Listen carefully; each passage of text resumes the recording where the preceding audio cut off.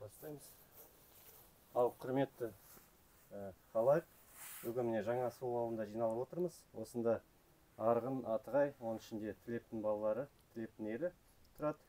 Бүгін міне тамыз айының 9-ы ғой, 2025 жыл ауылда жиналып, Ескендеров Жұмабай аға, оңынан сол қартай Ахметов Дәрбай, Шарипов Марат, Қорабаев Жамырбай ағаларымыз жиналды. Осы сәтті пайдаланып, бүгін ауылдың жер су атаулары, аталардың зираттары сол туралы әңгіме қозғалады. Бастап өтсеңіздер. Сонда Ұлпапаңда дейді, біз бірақ не деп жүрсек, онда біраз кісі қойылыпты ғой. Ұлпапаңда бар дейді. Ол солай шығар, енді біз естігеніміз сол ғой. Ауылдың солтүстік батыс жағында, Саршұқырға баратын жолда, оң жақта деп. Дөңес. Соны өткенде кімнің болатын баласы келгенде Қуаныш ағам айтады, ой, Ұлпапаңа апарып қояйық. Мен айтам, жаңыз зират онда қайда? Жоға онда. Мен шешем айтатын дейді. Төрту кісі қойылды онда деп. Жаңғыз адам емес қой онда қойылды. Жаңғыз емес дейді. Біз оны естіп жүрдік қой. Өтіп баратқанда су болғасын дөңге қойып, әрі қарай кетті деп. Солай естіп жүрдік. Солай, айтулар солай. Менің енді естуім бойынша кім баян басқарма болып тұрды осында. Бабушкасы болды кім Гүлсім апай. Сол кісіні бірде қалаға апару керек болды таңертең осында тұрған кезде. Ауырып, сосын таңертеңге ерте. Сосын мен осылай мына жер жол саз болды, мен осылай кеттім енді. Турасынан өтейін деп шөптің арасын. Сонда айттым, осы Ұлпапаңға бет сипап өткеннен кейін айттым, бұның историясын білесіз бе?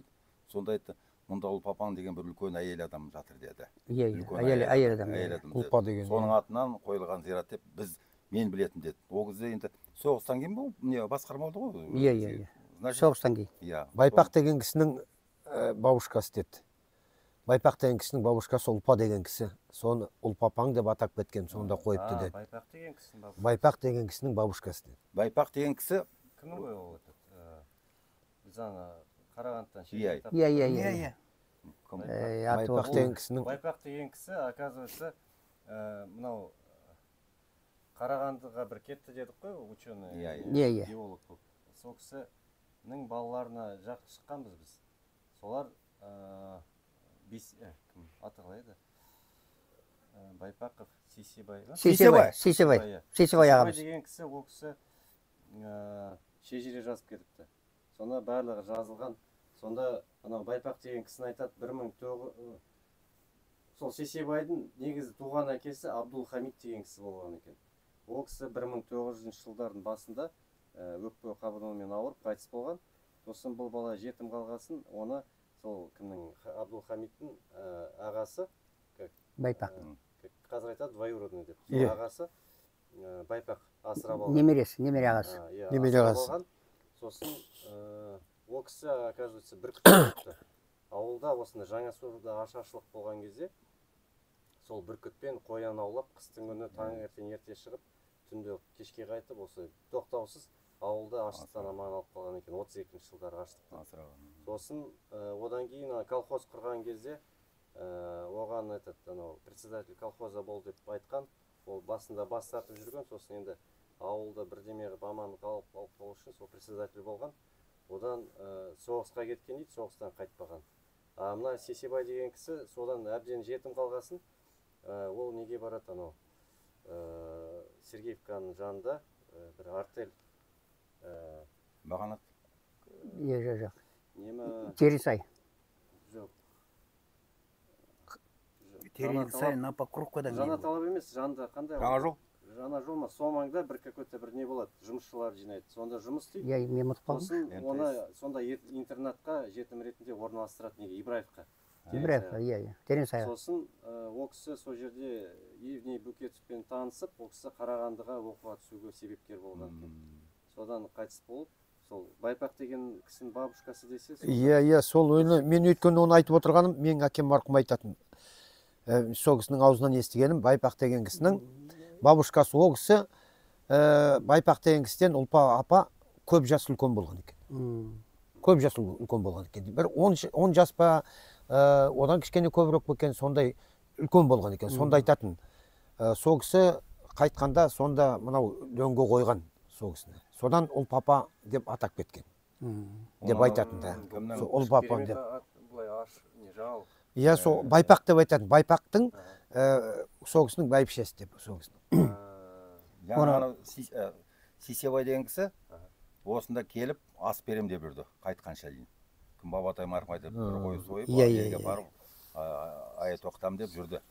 Сосын үйтіп мүйткенше кім Бабатай марқұм айтты, Қарағандыдан бір көшенің атын берем деп бүкіл кісілерден қол жинап, қол алып бір көшенің. Төкке келгенде акиматқа барғанда ақша төлеу керек екен оған. Сол ақшаны кеп төлеуге жағдайым келмегесін дейді, балаларына айттым дейді. Балаларына бүкіл документтерін дайындап беріп, төкке тұрған үйін көше беріп, сосын тұрған үйіне бағанағы табличка.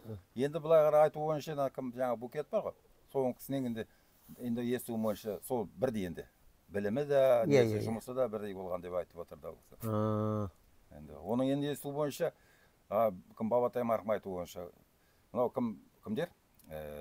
Тақым Ағатай. Тақым Ағатай.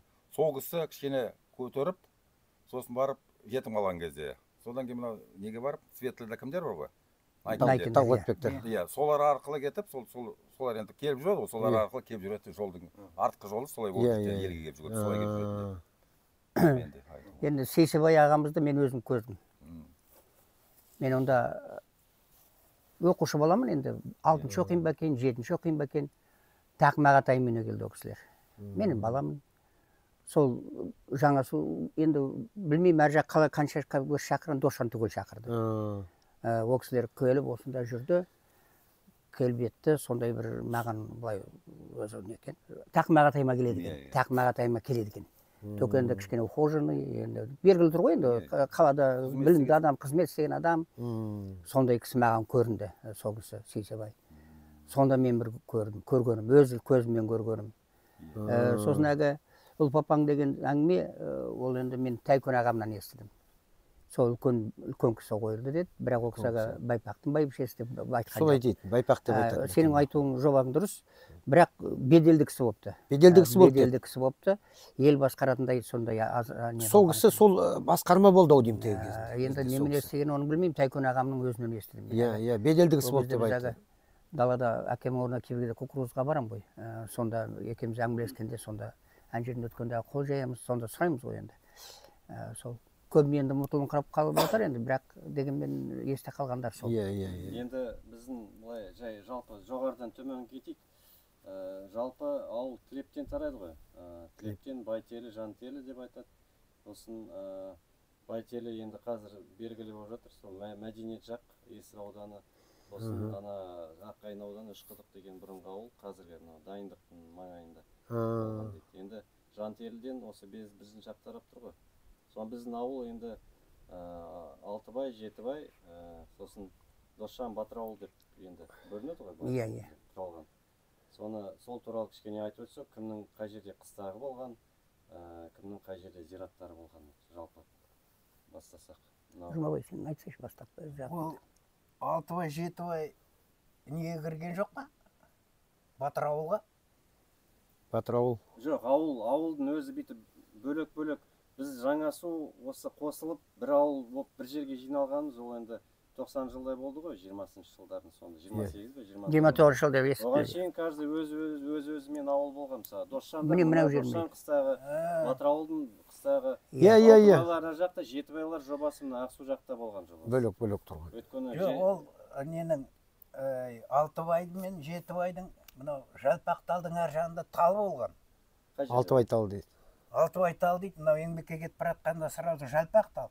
Енді күллісі путать етеді, Жалпақ талды Алтыбайдікі емес деп. Мен айтам, жоқ, ол әр жағында болған. Да, дұрыс айтасыз. Ерғали нағашым айтатын. Терек тал деп айтады. Терек тал. Малдар көп болды ғой совхоз кезінде. Ол талдар неткен? Қурап қалған. Қурап қалды, бітті. Енді қазір қайта шығып жатыр сол жерде. Иә, қаптап шығыпты. Сол ол Ақсу жақта емес, бір жақта. Мынау нефтебазаның ар жағында анау қуыс-қуыста, енді точно білмеймін, Батырауды қай несі тұрған. Кім тұрады? Жұмабай аға біледі ғой жағын. Айтып жүрсіңіз. Енді мынау шын айтқанда мен Жұмабаймын. Менің әкем Қуанышбай. Қуанышбайдың әкесі Ескендір, Ескендірдің әкесі Жақып. Жақыптың әкесі Жаңаберген. Жаңаберген. Ол Жаңабергеннен не шығады? Өзі қағазда бәрі шығып тұр. Ағашы деп тұр. Сосын Жақып деген шалдың шапқыншығы деп шабатын жері бар. Сол шығып тұр енді. Дәл өзі енді шын айтқанда оны мен аны бар енді. Иә. Ол бар енді, қағазда бар. Қағазда да бар өзім. Соны енді мен, например, мынау қыстауды Батырауыл қыстауы дейді. Иә. Батырауыл қыстауы дейді. Содан шыққанда, былай қарағанда Үстемген атамыздан шыққаннан кейін осы жақты қоныстанған дейді осы. Үстемген атамыздан. Енді Үстемген атамыз айтасың Үстемген, Итемген, Ниязбек құл болды. Мен оны қол болды дейтін. Ол кісі құл болды деген кісі екен. Енді Үстемгеннен мен тараймын. Итемгеннен енді жолды қаралар тарайды. Итемгеннен жолды қара, Ниязбектен енді мынау шын айтқанда өзін точно білмеймін енді Қорабаевтар дейді. Иә, осы былай қарасың енді Қорабаевтар енді соларды. Мынау неден? Құлболыттан Аменке марқұмдар. Иә. Біздің арғы аталарымыздан Күшік, Қосалы, Тосалы солар кеткен. Жолам дұрыс.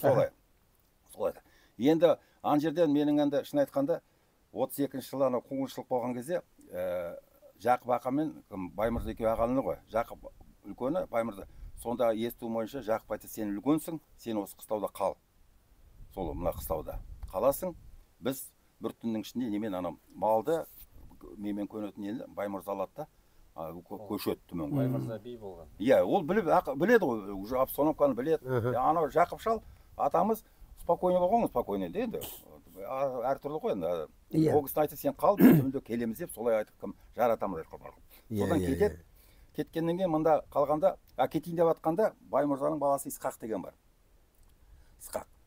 Сол келеді да анау Исқақтан Қабдолла, Жәмила деген апайлар туады. Аға, сосын анау апайымыз, мен өзім көзім естідім, әкем қайтқанда Батаға келді. Сонда біз түнде көшейін деп жатқан кезде дейді, кім Жәмила апай, қыз ғой, ет айтады. 10 жасарым ба, 12 жасарым ба, мен сол точносын білмеймін. Айтады, сол көшейін деп жатқанда кімге Исқаққа, Баймырза алады, Исқаққа айтады баласына. Мұны алтынды апарды тық деп. Соны өз көзімен, өз құлағымен естідім дейді. Соны алады да анау алтын, бір дорып алтын дейді. Енді атпасын дейді атайды, бірақ енді қанша алтын екен, соны алады да, только естуім бойынша мынау батысқа қарай дейді мынау. Кеткен. Жоқ. Тығуға. Тық деп, Исқаққа. Сол жаққа апарып тығады дейді. Тығады соны. Сосын олар көшеді. Көшеді, неге? Төменге қарай көшеді. Сонымен енді айтайын дегенім, Төменгі қай жерлерінде? Зарослый деген жерге бар, тоқтайды. Зарослыйдың астында тоқтайды. Сосын барады, сонда тоқтайды. Менің әкем Бертін барады ылғи. Біз үйлендік, бізге дейін барады, қой алып келеді, ақша алып келеді. Көп не әкеледі енді. Әкем бар. Енді біз ойладым, бұл неғыла бітпейтін нәрсе еді. Қанша детсе де ол. Соны жай артынан сұрап тұр жоқ, артынан өзім ойлаймын, значит, баяғыда кеткен не ғой? Мол дүние ғой. Мол дүние. Бірақ қайтып келген ешкім жоқ ол жақтан. Ол жақтан. Сол қоныстанды, қалды, қалды. И сонда мында қонысты Батырауыл қыстауын айтатында, мына кім Ермек тәтей, Ерғасым шешесі. Аға, біз келін болып түскенде дейді. Енді қайненесі болды ғой кімнің? Жақан марқұмның шешесі. Сол кісі айтатын дейді. Ол кісілердің дүниесі мол болған дейді. Осы қыстауда қыстап шыққанда дейді. Ана кімнің Жақсылық марқұмның шешесі келін болып түскенде дейді. Сол кісілердің анау неге барамыз дейді. Кигіз үй дейді.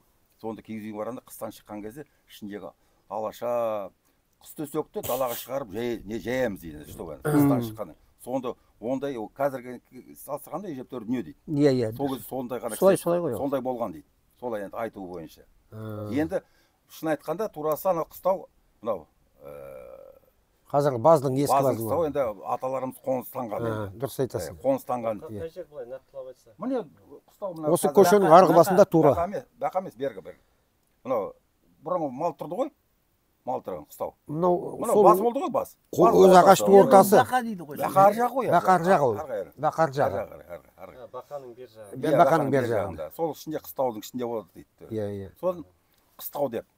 сонда қыстайды, сосын былай қарай шығып неге тәсібек жаққа қарай малын шығарады екен, сосын қыстарда мұнда қыстайды. Өйткені ана жерде ана нефтебаза болғанның артында ылғи яма үйлер. Яма ойлады біз. Жоқ, ол анау айтып отырған мен саған жаңа Батырауылдікі деп отырған сол мынау нефтебазадан бастап былай ағаш бар ғой. Ағашты биіктеп отырсаң, түгел өзі жұрттың орындар, үйлердің орны. Жоқ, соны айтамыз. Жоқ, ол дәл именно сол ғой төңірек бүкіл. Төңірек. Ол да бір жаңа суды Марат үй десе міне дейді. Жұмабайдың үйі сан жақта ғой. Иә, солай. Ол именно бір қазыққа қансы дәл осы жерде тұр деп берме ғой. Жоқ, ол мен саған жалпы. Мынау ортадағы ағаш бар ғой. Жоқ, Марат оны. Жаңа айттым ғой былай жұрт деп. Енді ағаштың ар жағында байтағы жұрт. Менің білгенім. Ол сенің білгенің болады. Ол екеуміз бір сұрақ анау ауылға кіре береміз ғой мы, главный вход. Сол жақта ағаш тұр ғой. Иә. Главный вход пен нефтебазаның ортасында. Иә. Жерде қыстақ болды ма? Болды. Онда Пәтір. Болды. Онда нелер тұрды? Үйлердің орындары да бар әлі күнге дейін. Не тұрды? Оны мен точно білем. Нелер? Молочный, мал сиыр сауатын не болды? Бригада тұрды. Ингуш емес қалай. Латыштар тұрды. Міне бар мен. Сосын ана жерде үйдің орнында латыштар тұрды. Сосын не бар? Ямын білесің бе? Мәржанның әкесі сол кезде сүтті завайт етіп, Волошқа сүт аппараты завайт етіп. Аналар келді да, екі ортада латыштар.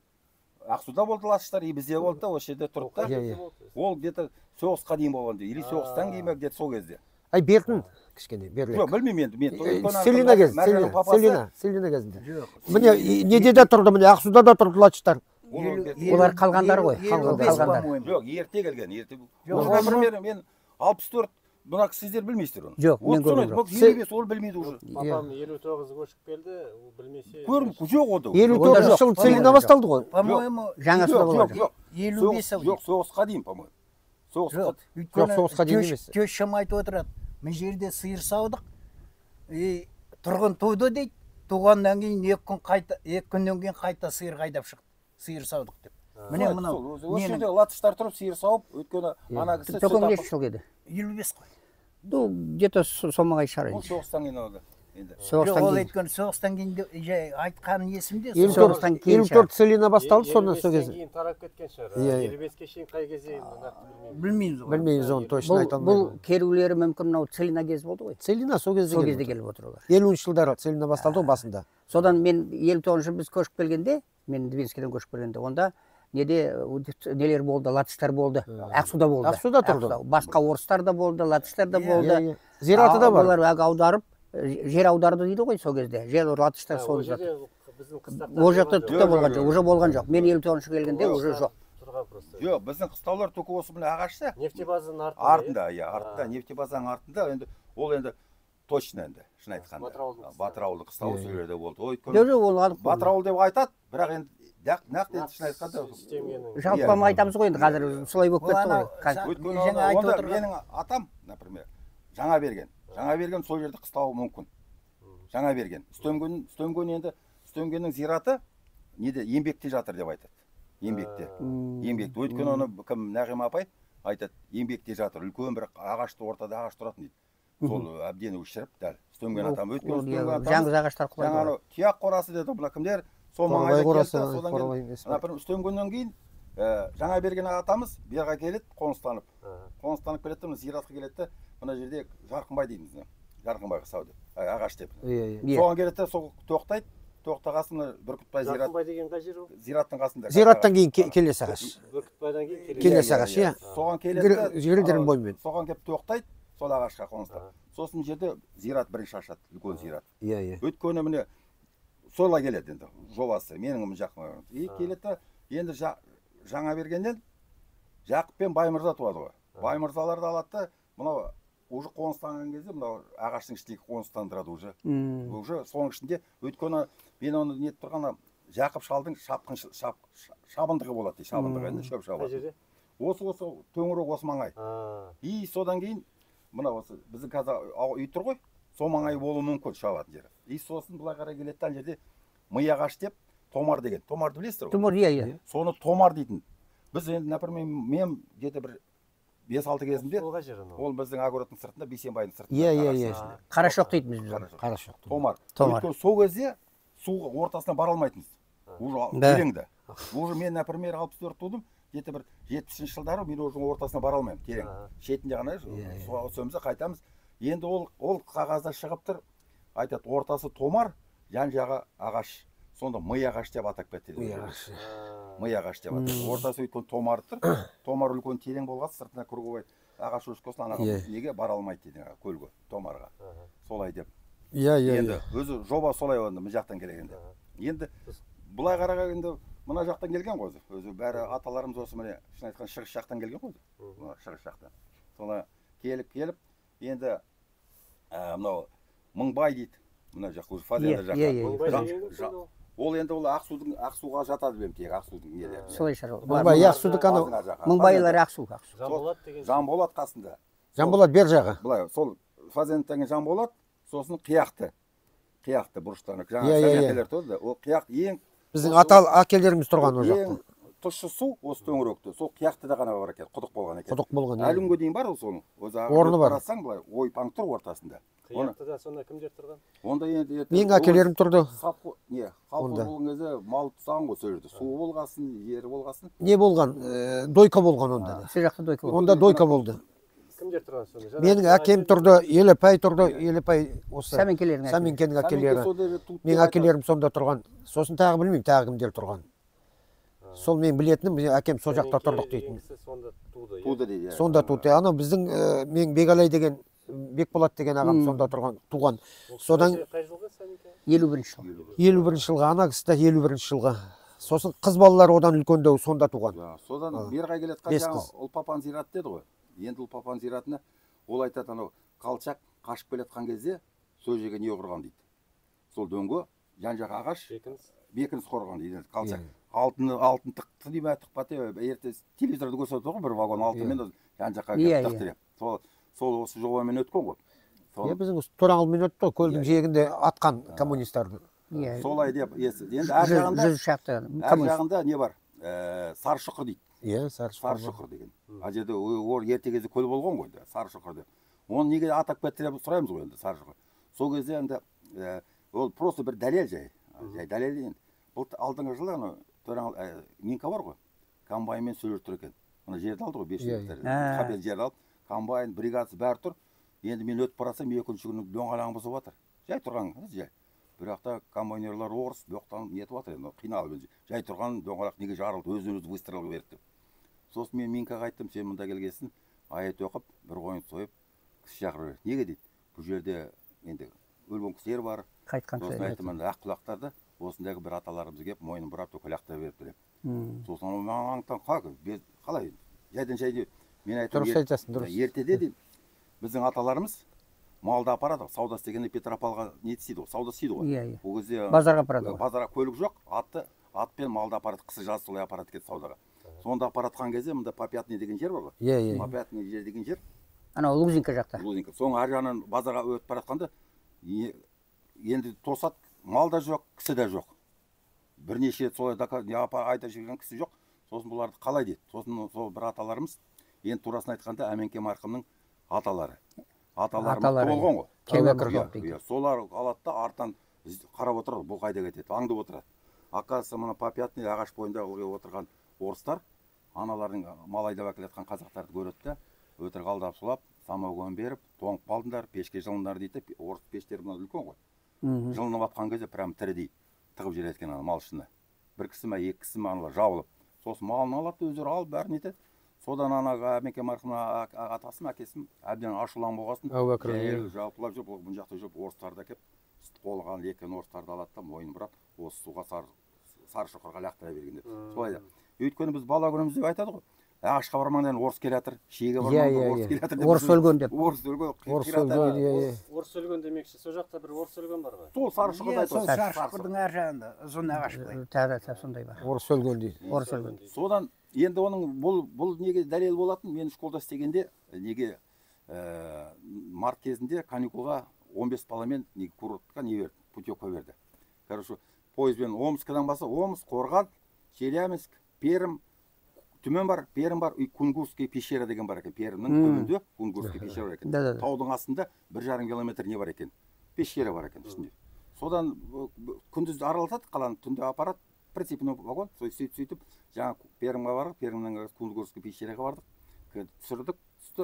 Енді қарасақ ол кезде Союз жан жақтан келді, Эстониядан да келіп делер. Бір не, группа. Енді қарасақ олар бойлары оппозын Эстония. Бізді орысшалас оқиды. Олар қайды, қазір мен сияқты, біздің балалар бітті. Содан аналар күледі бізге, анау мынау сөз бізде қыстырмаймыз. Содан ана не сөйлейтін кісі бар ғой, неменше? Гид. Сол айтты, вы откуда? Біз Казахстан. Қай жерден? Петропавловск. Там Петропавловск. Наши не предки там жили деп қояды. Сосын мен какие предки у нас? У нас казахи все, русские нет. Содан кейін айтады, оказывается, мынау Шаталов деген, оказывается, осы Петропавлдан космос қойған. Мынау Викторенко. Мынау Викторенко. Сол предка деген, мен откуда вы знаете? Наши предки оттуда деп. Ол, оказывается, мынау Ермак, кімнің Пугачевтың несі. Қолбақ, бағын бағын, ешкім бағын ғой. Атаман Ермак. Бүкіл жан жақта мына Қазақстаннан ұрлаған нәрсесін, алтын, терісін, жан жақта. Сол Кунгурский пещераның артына тығады екен. Сонда қыстайды екен. Қыстап, соның ішінде бөліп, сатады. Ан жақтан сарылар да таба алмайды бұларды. Мына жақтан ұрлаған кісілерді де нете алмай, соның астында қоныстанады екен. Сол акас есілдің бойымен жүріп отырып, аналар жазға тұры. Ол енді беспредел, как рекет сияқты ғой. Солай шығып отыр, мына Оленькаға дейін келген екен. Оленька Афанасьевқа дейін келеді. Афанасьев келгеннен кейін Викторенканы қайдан алып шықты? Оленька ғой. Көрдің ба, орыстардың анау төпкі нелері. Шаталов, Новопокровка. Шаталов. Новопокровка. Соны баяғыда айтып отыр ғой. Шаталов дегенде шатақ келатыр. Шатақ келатыр деп, біз баяғыда кішкентай естігендер барша. Ана шатақ келатыр деген сол орыстардың несі екен сол шатақ.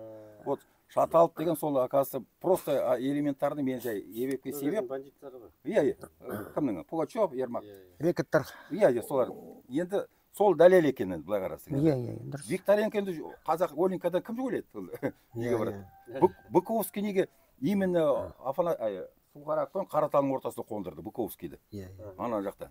Комаровты міне жерге Бесқұдыққа қондырды. Әйтпесе ол басқа жерге қондырды. Сол кездегі орыстардың политикасы, ана біздің жерлер, біздің сол жерлерде түбінде сол алып кету керек. Аттарын қойып. Аттарын қойып ба? Сол Комаров міне Быковский. Сол сияқты енді менің жүріп естіп көргенім осы енді шын айтқанда. Енді мына Жарментайды өзің Жарматай. Енді Жарментайды қарасаң, Жармантай деп айту. Жарматай шығар, е? Қалай дұрыс? Жарментай деп. Жарматай дейді. Өйткені Гришка Жармантай дейді. Өйткені оны еститін Аптай марқым айтты. Енді Аптай, кімнің? Есенбайдың Қойлыбайдың шешесі. Айтады, Төрежан енді штатсыз капитан ғой, е? Сол кісі болған, кішкене әлді болғасын бала болмады дейді. Содан енді ала берген ғой. Анана енді келіншек алып олып тусын деді. Бір қоныстап, екі қоныстап, 7-8 несі бар деді. Келіншек әйел болған, осы жақта қоныстанған деді енді. Төрежан деді. Төрежан 9-6 деп естідім мен. 9-6 деп. 8 деп жаңа айтты ғой сіздің өзіңіз. Деді осы ана бір ағашқа, мына бір ағашқа, чтобы есі көбесін деп енді. Алтында қалсын, өтпе қалсын деп әйелді ала берген. Енді ол кездегі чемен позволяет. Бай болған әрі капитан. Андай Арсай болысының несі болған, волостной старшина. То есть, примерно, Есіл ауданының әкімі сияқты ғой, кішкене үлкенірек. Арсай ма? Жоқ, кім? Төрежан Итембеков деген, архивта таптық. Ол 1820 жылдардан 1820 жылдар аралығында не болған? Осы біздің билеген. Төңіректі билеген аудан. Арсайлар бар, андайлар бар. Соның қарамағында болған. Нақты енді исторический не. Өйткені Арсайлар бертін келген жоқ па? Қайда? Есенгелді екеуі құлдықта болды ғой. Жоқ, ол жарайды, оны өтесе қоя тұрайық. Біздің ауылдың несі. Жоқ, ол бөлігін әңгіме қою. Жоқ. Ол где-то 1901 демес жылдары ма сол. Жоқ, ол ертерек. Ерте ғой. 1797 жылы біздің аталарымыз Петропавлдың түбінде болған. Нағыз Тілеп Атығай болысы деп жазып тұр. Тілеп Атығайская волость, Байжігіт Тархан бар, Күсес Батыр бар, кім? Қорамса мырза бар. Барлығы Тархан, Батыр, мырза, би болған олар. Кейін осылай жылжып, шамамен 1860 жылдардан кейін олар осы жерде нақты қоныстанып қалған. Абылай Есілдің солтүстік оңтүстікке көшіп жүре берген ғой. Жалпы сол. Орыстар билеп алғанша. Жермантай дейміз, Жармантай. ол жерде сонда Төрежанның қыстағы, иә? Иә, сол кісі Зират туралы айта ғой? иә, ол кезде енді анау қазір зират тұр, дәл ана зират сол жерден перекресток болып тұр. Мынау Лозинка кетеді, бізге кетеді, мынау Ибраевқа кетеді, Ақсуға кетеді. Иә. Сол қиылыста, иә? Дәл қиылыста тұр өзі дәл жолда. Бұл жағы былай ағаш түгел, круговой. Бұл жерде су бар, көл томар. Барайық, сол томар. Ана жер дәл өзі еще сырттан бар ерте кезде где-то бір 50 жылдай ма, 40 жылдай ма қорша не жыртып қойыпты жай. Онда көп үлкен жер емес, жыртып дөңі бар енді. Сосын енді о жақ бітті ғой, мына сосын бері қаратай Ұлпападан бері мен мына сырттағы ағаш мына карталарда урочище сандал деп тұр. Сандал деп аталған. Ол туралы естігеніңізде? Урочище деген немен өзі? Урочище жер атауы ғой. Су болуы мүмкін, орман болуы мүмкін, біреудің қыстауы болуы мүмкін. Сандал деген мен естіп көргем жоқ. Сандал мен естігем жоқ. Ал енді неде документте бар? Документально емес, мынау бақаның қарсындағы Омар қыстауы дейді.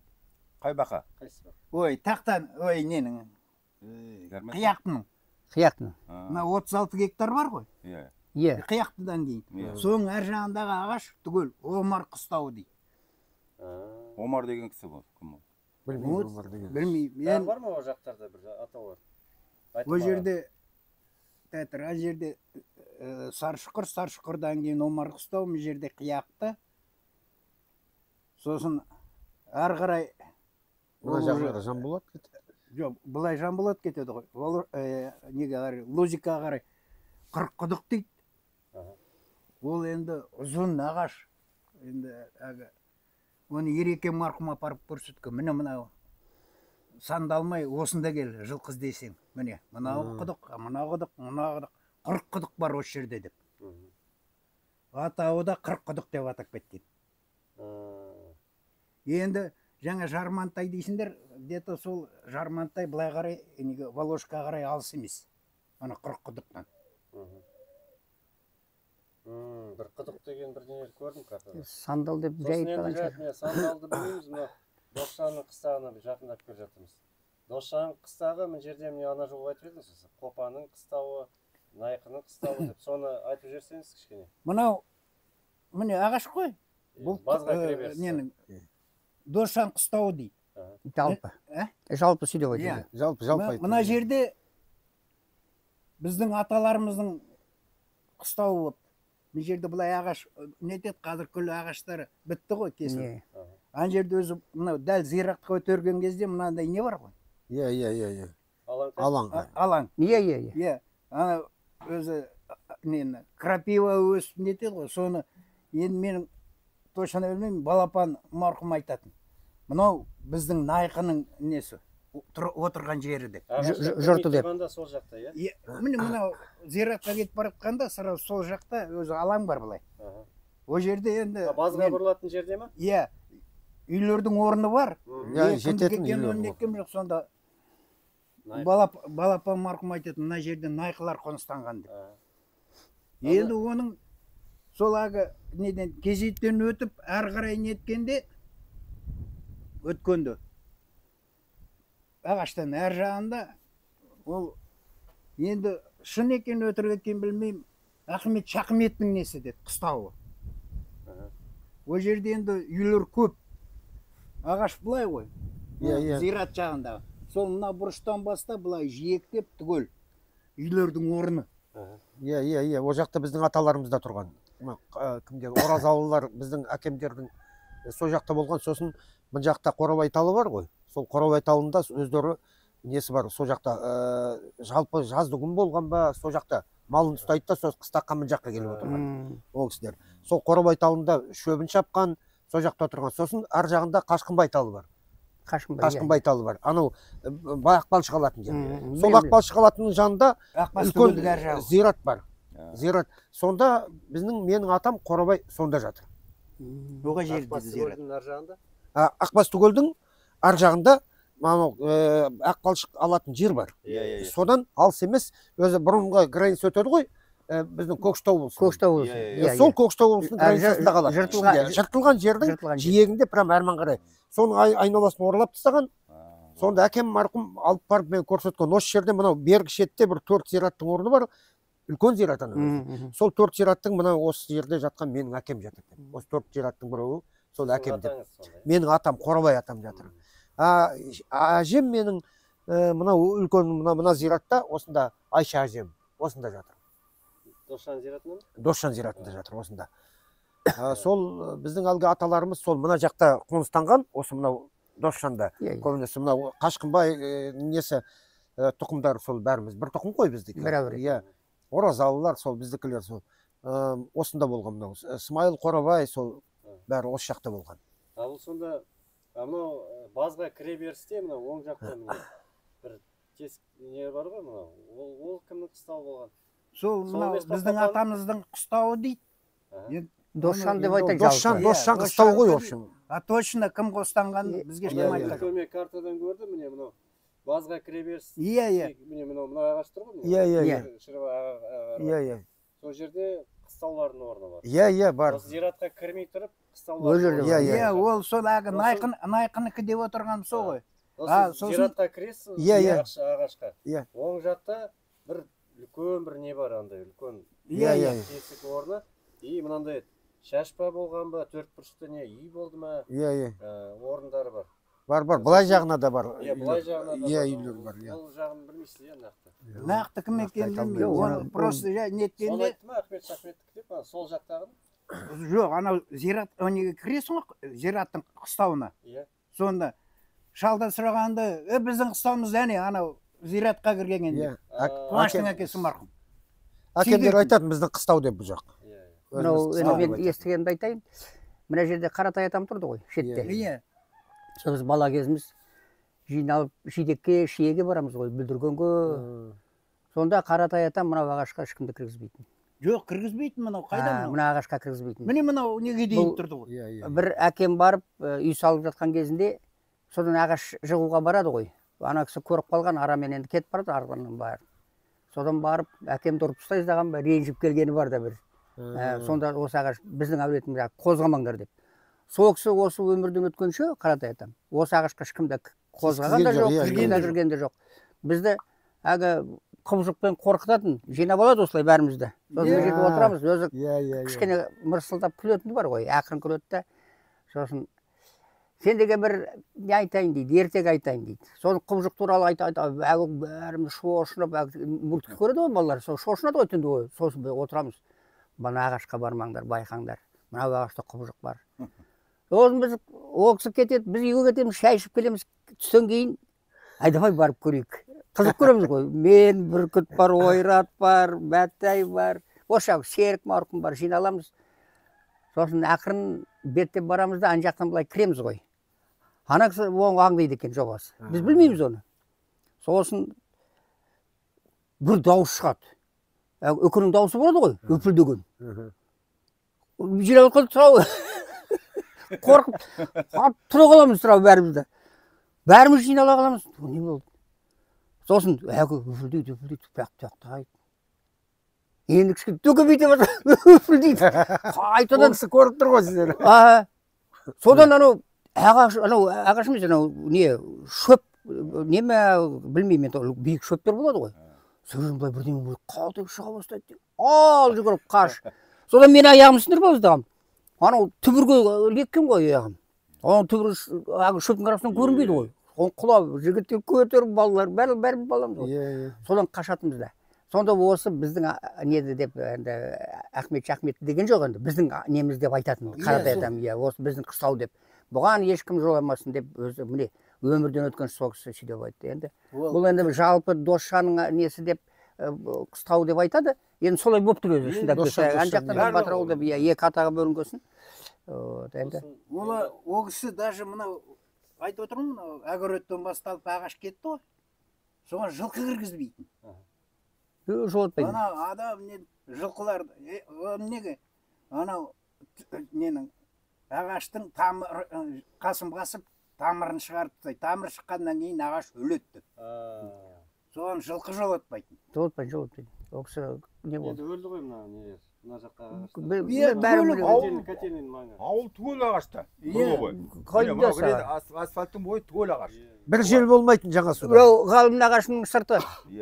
Шоқ болды ғой. Бір жел болған болып еді бізде. Ағаш ортасында тұрдық қой. Анау өзіміздің анау құдықтың басы, шығыр құдықтың Иә, басы. Анау неден кейін қар басып кетті ғой мені. басып кетті. міне енді мынау ағаштың бер жағында 3-4 не бар, үйдің орны бар. Иә, аха. Бар ғой баяғыдан бері. Иә. мына шиеге баратын жолда ма? Міне жерде, мына жерде. Ағашқа дейін. Қойнауында. Вот он тігім тұрған білмейміз. Жалпы енді біздің әулие тұрып отыр ғой, Дершан. мен где-то бір өтірік айтпасам бір 10 жылдан артық қалаға барып развал сете ойнаймын, доңғалақ ай бастадым да развал сетеден ойнап кіріп тұр, бірақ алдында не бір газель тұр екен. Газель машине қалада, ана Ишим Ладаның несі, техстанциясы. Сосын ағам барып айттым, браток, извини, мені